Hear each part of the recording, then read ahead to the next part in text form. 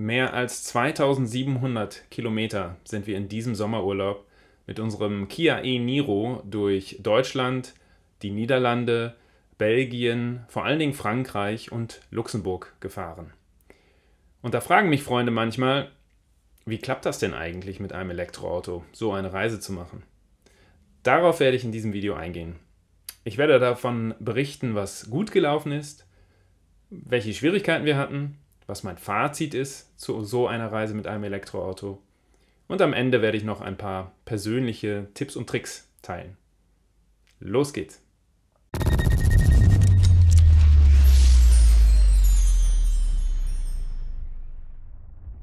Starten wir mit einem Überblick der Reise. Wenn euch das nicht interessiert, dieses Video hat Kapitelmarken, dann könnt ihr auch gerne vorspringen zum nächsten Thema.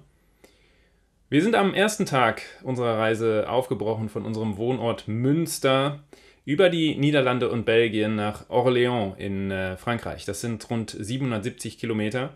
Damit war es auch die längste Etappe unserer Reise. In den Niederlanden haben wir das erste Mal an einem Tesla Supercharger geladen. Das hatten wir vorher noch nicht gemacht. In Belgien haben wir in der Nähe von Mons nochmal geladen und dann in Paris nochmal einen Tesla Supercharger. Vor Paris hatten wir allerdings auch Probleme mit anderen Ladesäulen, die wir eigentlich nehmen wollten. Dazu komme ich dann später nochmal mehr. Rund 10 Stunden hat übrigens die Fahrt von Münster bis nach Orléans insgesamt gedauert.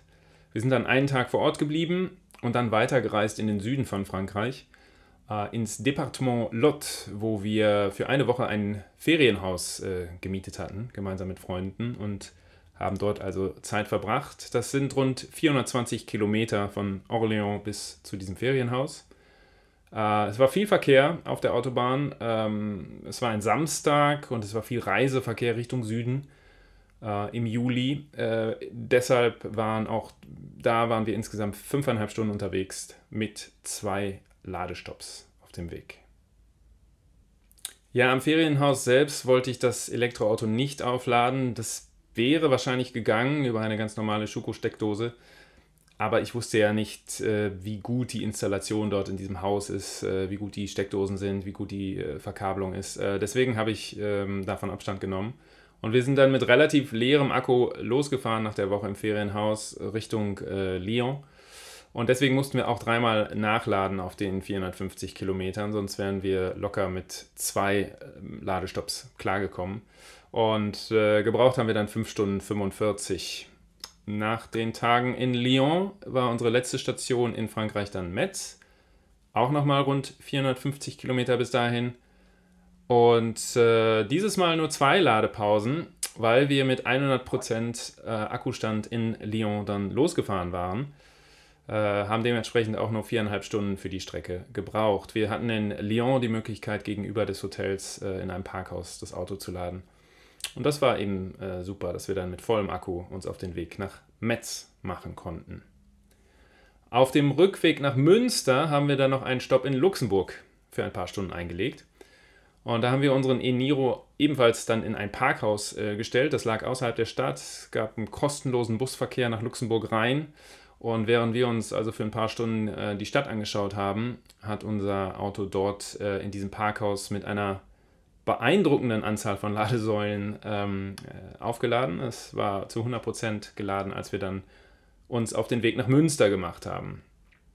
Das waren nochmal 425 Kilometer, für die wir satte 5 Stunden gebraucht haben, obwohl wir nur ein einziges Mal nachgeladen haben. Aber wir sind auf einer recht kuriosen Route dann auch nach Hause gefahren, weil so viel Verkehr war in Deutschland und das Navi uns wegen Staus dann umgeleitet hat.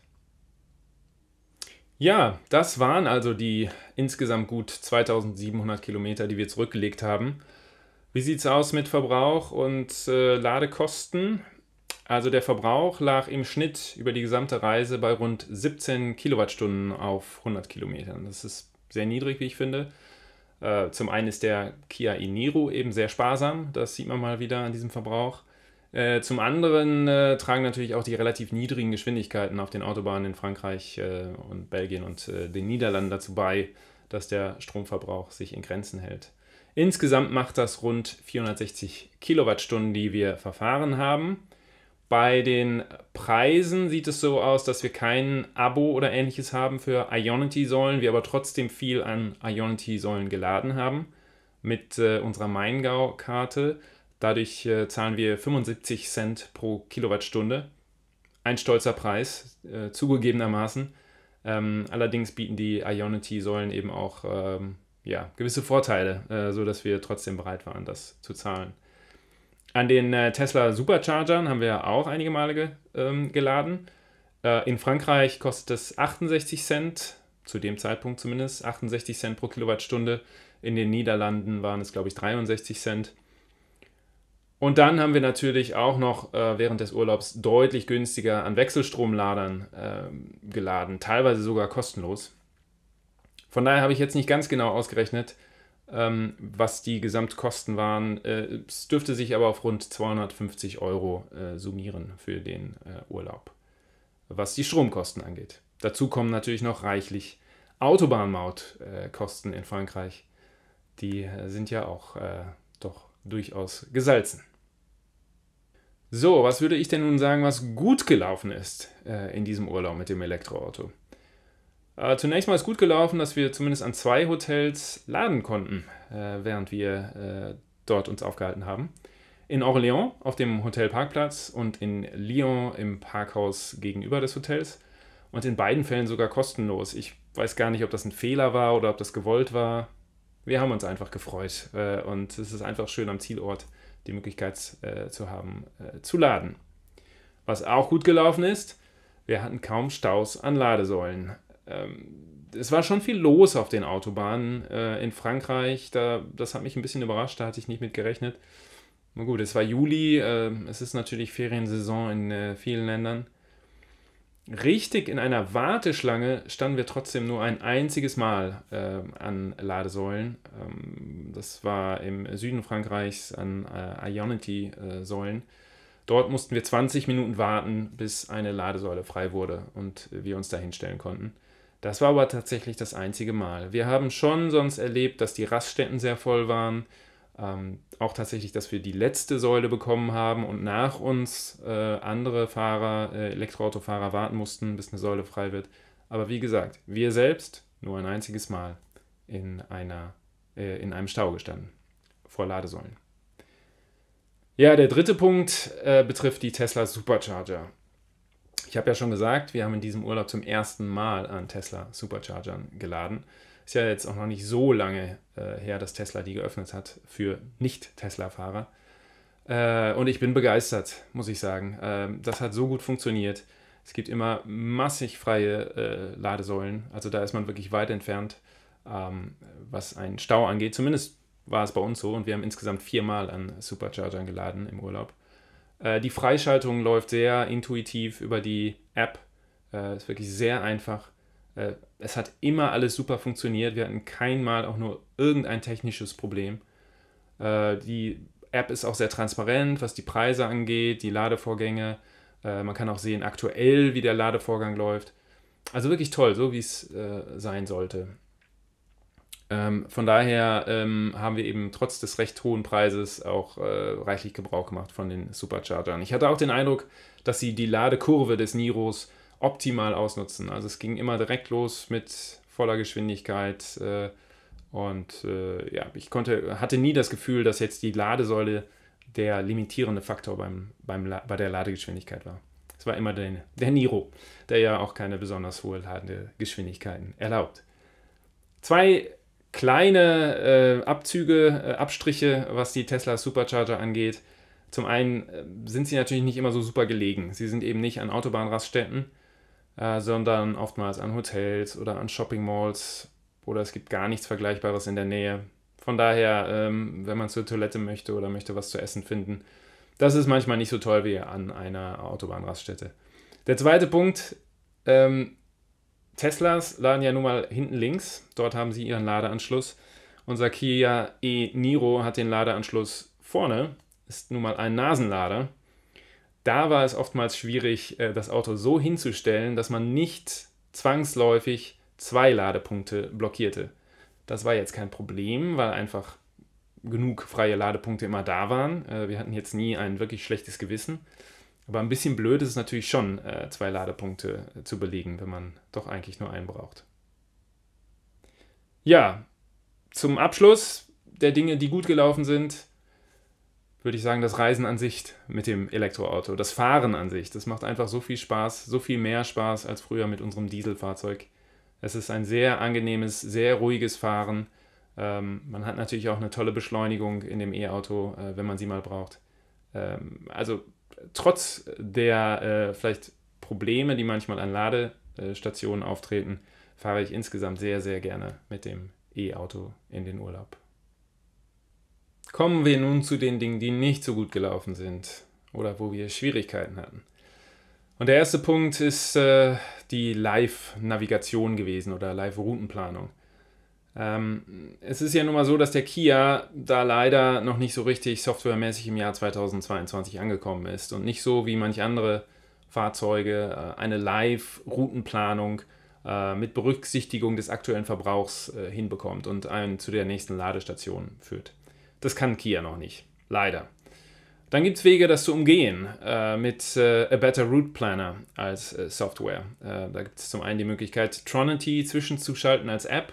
Die Idee ist dann, dass der Kia die Daten an Tronity liefert. Tronity liefert sie an A Better Route Planner und damit kann man wiederum Live-Routenplanung machen. Hat nie funktioniert bei uns, liegt aber nicht an Tronity eigentlich, sondern am Kia e-Niro, der zu selten Daten liefert. Das funktioniert also nicht. Gibt es noch einen anderen Weg? Gibt es ja auch einige Videos zu auf YouTube, wo man sich das anschauen kann. Man kann einen OBD-Adapter einsetzen als kleines Gerät ins Auto und damit die Daten auslesen und dann an das Handy übertragen und dann eine Live-Routenplanung machen. Habe ich probiert in diesem Urlaub, hat nicht funktioniert bei uns. Also es hat mich mehr aufgeregt, als dass es hilfreich war. Warum? Also zum einen ist manchmal diese Datenverbindung abgebrochen vom Adapter zum Handy. Und dann finde ich die Navigation von A Better Route Planner auch nicht gut gelungen. Also damit in Frankreich seinen Weg zu finden, fand ich schwierig. Ich finde nach wie vor A Better Route Planner eine sehr, sehr gute Software für die Vorplanung der Route, zum Beispiel am Rechner zu Hause. Als Live-Navigationssoftware finde ich es nicht geeignet oder ich habe es zumindest nicht hinbekommen. Dadurch habe ich dann das anders gemacht im Urlaub und eben eher die Route vorgeplant und so sind wir dann die Ladestation angefahren. Ja, was auch nicht gut gelaufen ist, würde ich sagen, die lokalen Ladesäulen in Frankreich, die haben mich nicht überzeugt. Wir haben diverse Ladekarten, nur wirklich einige und auch eine ganze Menge Apps schon vorher runtergeladen, mit der Idee, sie im Frankreich-Urlaub einsetzen zu können, weil sie passend sind für die Ladesäulen in Frankreich.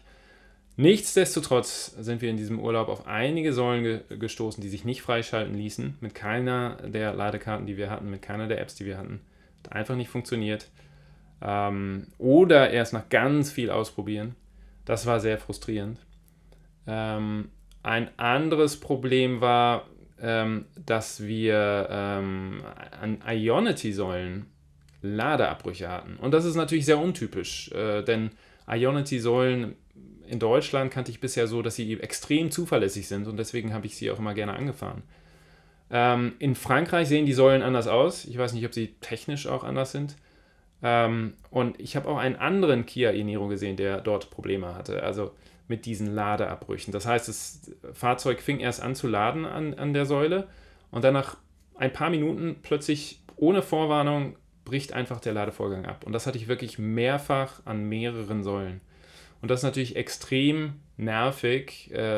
Zum einen muss man die Säule jedes Mal wieder neu freischalten und darauf hoffen, dass es beim nächsten Mal besser läuft. Oder eine andere Säule anfahren. Und es ist extrem nervig, weil man eigentlich dann am Auto bleiben muss. Man kann sich ja nicht verlassen auf die Säule. Und das ist ja blöd, weil man möchte ja, während das Auto lädt, vielleicht auf die Toilette gehen, sich einen Kaffee kaufen oder Ähnliches machen. Das geht aber eigentlich gar nicht, wenn man sich nicht sicher ist, ob das Auto überhaupt weiterlädt. Also das war der größte Frust mit Ladesäulen, den wir hatten in diesem Urlaub. Insgesamt gesehen ist es Gott sei Dank nicht so häufig vorgekommen, aber in den Situationen war es schon nervig. Was haben wir gelernt aus diesem Urlaub? Also sowas wie Tipps und Tricks, die wir dann mitnehmen können für die nächsten längeren Fahrten mit dem Elektroauto. Da ist zunächst mal die Tatsache, dass eine Lademöglichkeit am Zielort Gold wert ist meine Schlussfolgerung. Es macht die Reise am nächsten Tag deutlich entspannter, wenn man mit 100% Akkustand losfahren kann, weil der erste Ladestopp schon mal viel später kommt und dann lädt man dort in der Regel ja ohnehin nur auf 80% auf. Also es bedeutet, dass man bei längeren Strecken die oftmals mit 2 statt 3 Ladestopps zurücklegen kann. Also man spart viel Zeit unterwegs. Hinzu kommt, dass man ja mit wenig Akkustand am Zielort ankommen kann, wenn man weiß, dass man dort laden kann. Man muss also nicht nochmal kurz vor dem Ziel den Akku aufladen, um dann vor Ort Strom zu haben. Spart also auch nochmal Zeit und Nerven. Es gibt sogar einige Hotelbuchungsportale, die Filterkriterien anbieten, dass man also filtern kann, Hotels mit Elektroauto-Ladestationen. Was man dann trotzdem nicht weiß, ist die Säule auch frei, wenn ich dort ankomme. Das Risiko hat man dann natürlich trotzdem noch. Gerade wenn man im Urlaub unterwegs ist, möchte man ja gerne auch mal in Städten, die man besucht, sein Auto aufladen. Und dafür nutzt man in der Regel Wechselstrom-Ladesäulen, AC-Lader. Wie findet man die denn am besten? Meine Schlussfolgerung ist mit Google Maps. Es gibt auch diverse Apps, die sowas eigentlich bieten, also so eine Suche nach Ladesäulen auf einer Karte. Ich habe den Eindruck, die sind alle nicht vollständig, zumindest die ich auf dem Handy habe. Und die vollständigste Übersicht der lokalen Ladesäulen hat nach meinem Empfinden Google Maps. Das würde ich also an der Stelle empfehlen als Datenquelle. Eine weitere Sache, die ich empfehle, ist, sich für sein spezielles Auto gewisse Faustformeln herauszuarbeiten. Ich finde, die helfen bei der Planung und auch wenn man unterwegs ist. Beispiele, die wir haben für unseren e-Niro ist, 1/3 des Akkus entspricht 100 Kilometer, wenn wir auf der Autobahn unterwegs sind. Das hilft manchmal einzuschätzen, wie schnell müssen wir denn an die nächste Ladesäule fahren und mit wie viel Prozent kommen wir dann wohl dort an. Ja, ich finde es einfach hilfreich, das so im Kopf zu haben. 33% entspricht 100 Kilometern. Pi mal Daumen. Eine weitere Faustformel, die ich nutze für unser Auto, ist 300 plus 200. Was soll das bedeuten? Es geht um die Reichweite. Wenn wir mit 100% Akku losfahren zu Hause, dann suche ich die erste Ladesäule so rund 300 Kilometer entfernt. Also 300 Kilometer plus minus. Da weiß ich, das schaffen wir mit unserem e-Niro, wenn er vollgeladen ist. Und haben noch ein bisschen Puffer, dass man jetzt nicht gerade mit 2-3% an der Ladesäule ankommt. 200 bezieht sich dann auf den Zustand, wenn man unterwegs nachgeladen hat, so auf 75% ungefähr, und dann weiterfährt, dann kommt man eben nur 200 Kilometer weit und müsste sich dann dort die nächste Ladesäule suchen. Ich habe herausgefunden, mit dieser Faustformel können wir unsere Urlaube ganz gut planen. Die ist natürlich für jedes Auto anders. Das war jetzt die für den e-Niro. Was auch gut ist seine Ladekurve zu kennen, also die des Autos natürlich. Denn das Auto lädt ja schon mit sehr unterschiedlichen Geschwindigkeiten, je nachdem wie voll der Akku schon ist. Und es gibt ja eigentlich diese Regel, man lädt bis 80%, wenn man auf Langstrecke unterwegs ist. Beim e-Niro ist es aber eigentlich sinnvoll, bei 74% den Stecker rauszuziehen und weiterzufahren. Denn das ist so ein bisschen die magische Grenze, ab der die Ladegeschwindigkeit doch deutlich in den Keller geht, habe ich auch nochmal in diesem Urlaub rausgefunden. Also er lädt recht fix auf diese 74% drauf, mit erst 75 kW, dann so ungefähr 60 kW, wenn er über 60% ist. Ab 74% schafft er eigentlich nur noch 38 kW. Und das ist eben nicht so viel. Das dauert dann. Und da ist es vielleicht besser, weiterzufahren zur nächsten Ladestation, wo man dann wieder mit 75 kW anfangen kann. Ja, schließlich habe ich jetzt für mich herausgefunden, dass zumindest wenn wir jetzt nochmal nach Frankreich fahren würden, aber wahrscheinlich würde ich es auch in anderen Ländern so machen, dass ich meine Ladeplanung auf Ionity und Tesla Supercharger aufbaue. Auch wenn die deutlich teurer sind, aber man hat auch deutlich weniger Ärger. Das war zumindest meine Schlussfolgerung in Frankreich. Es gibt in der Regel dort ausreichend Säulen. Tesla Supercharger sowieso, die haben ja teilweise 20 Säulen pro Standort. Ionity zumindest 4, immer noch mehr als 2 Ladepunkte, die man oft an lokalen Säulen dort in Frankreich nur gefunden hat. Die Ladeleistung ist auch hoch. Die französischen Ladesäulen an den Autobahnen hatten oft nur 50 kW Ladeleistung. Das ist für heutige Zeiten nicht mehr viel. Die Freischaltung ist in der Regel kein Problem an den Ionity und Tesla Superchargern und meist sind sie auch verlässlich. Das waren sie jetzt in diesem Urlaub bei Ionity nicht immer, aber grundsätzlich würde ich das nach wie vor sagen, dass Ionity-Säulen auch verlässlicher sind als viele andere Säulen. Das waren unsere Urlaubserfahrungen aus Frankreich. Bis auf ein paar Punkte fällt unsere Bilanz insgesamt positiv aus und wir würden jederzeit wieder mit unserem Elektroauto auf Reisen gehen. Allerdings gibt es bei der Ladeinfrastruktur in fast allen Ländern auch noch viel zu verbessern. Das ist auch klar und das wird ja hoffentlich auch passieren in den nächsten Jahren. Danke fürs Zuschauen, bis zum nächsten Mal.